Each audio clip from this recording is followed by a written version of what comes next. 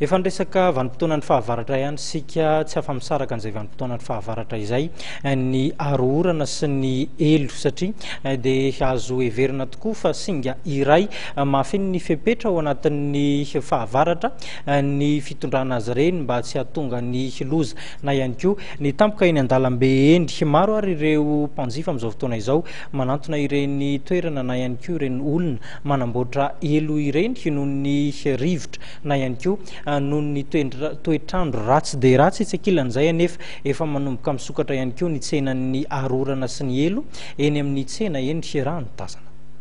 Ny eny ireo mpanjifa manantona ireny toeram-panamboarana elo misy fahasimbana ireny eto amin'ny pavion Analakely atao anatin'ny taona vitsivitsy izao.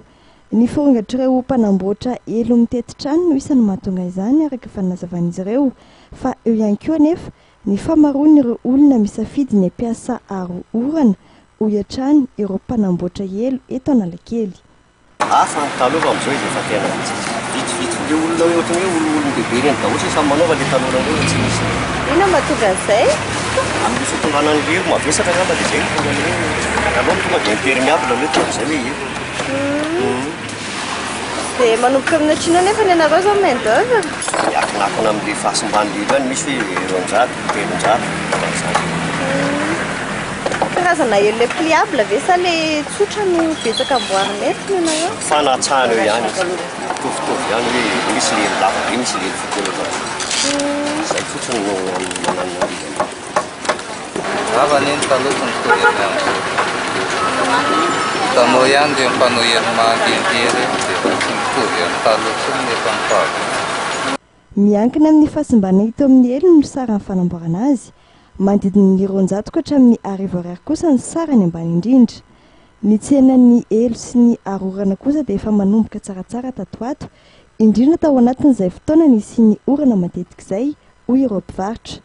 Eto amin'ity mpivarotra iray ity ohatra dia ny fanatsahana ny safidin'ireo mpanjifa na teo amin'ny arorana izany na teo amin'ny elo.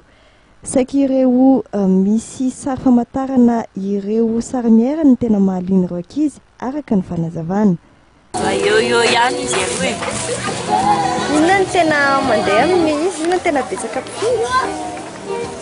Efa tokany andro ilana mandeha rakolana io. Ary inona ny tena hoe manintona ny ankizy amin'ilay impaire? Dora, sesy, ke samy tiany daholo samy manano tiany ny ankizy. Ary ny amin'ny elo ilay karazany loatra ahoana ny tena tian'ny mpanjifa? Ele misy sarisarina desaina